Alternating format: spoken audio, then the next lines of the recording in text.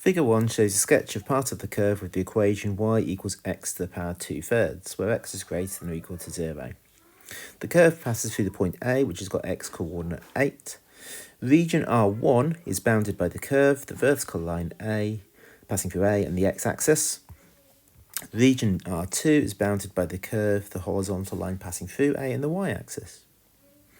The solid V1 is formed by rotating the region R through 360 degrees around the x-axis. The solid V2 is formed by rotating around the y-axis. Part A, show that the exact volume of the solid V1 is 384 pi over 7. So V1 is formed by rotating around the x-axis. So that's why I've started with the formula for rotating around the x-axis, which is pi times the integral of y squared dx. Now we know that y is x to the power of 2/3, so y squared would be x to the power of 2/3 squared, which is x to the power 4/3. My lower limit in terms of x is 0. My upper limit in terms of x is 8. And then we've integrated, so I've added 1 to the power, so the 4/3 became 7 over 3, and then divided by 7 over 3 is the same thing as timesing by 3/7.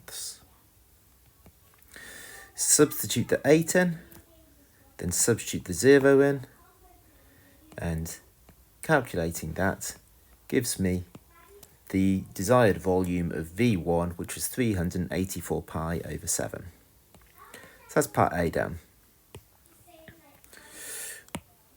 We're then told that the two solids, V1 and V2, are placed in an empty container.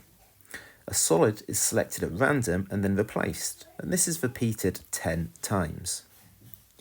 Given that the probability of selecting each type of solid is proportional to its volume, find to forwards decimal places the probability that the solid V2 is selected exactly 8 times. So given that the probabilities is proportional to its volume, I know about the volume of V1, we calculated that already. Now I want the volume of V2. V2 was rotated around the y-axis, so we're starting with the formula for rotating around the y-axis, which is pi times x squared dy.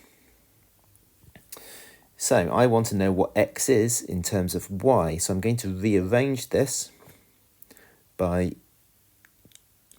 cubing both sides.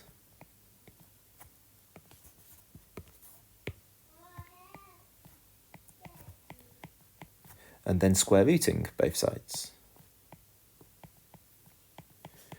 So x is equal to y to the power of 3 over 2.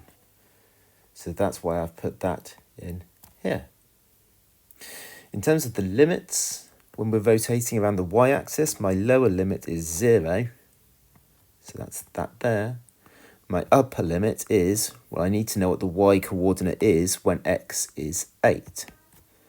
So plug that into the equation. When x is 8, y is 8 to the power of 2/3, which is 4. So that's why my upper limit there is 4. The y to the power of 3 over 2 squared is y to the power of 3. Integrating that will give 1/4 y to the power 4. Substituting my upper limit in and my lower limit in, and I find that the volume of V2 is 64 pi. Next, to actually work out the probability of me selecting V2 then. Remember, it's proportional to the volumes. So the probability of me selecting V2 is its volume divided by the total volume. So the volume of V2 was 64 pi. The total volume is the volume of V1 and V2 together, which is 64 pi, plus the 384 pi over 7 that we calculated in part A. So volume of V2 divided by the total volume gives me the probability, the likelihood that I'm going to select V2. and I calculated that as 7 over 13.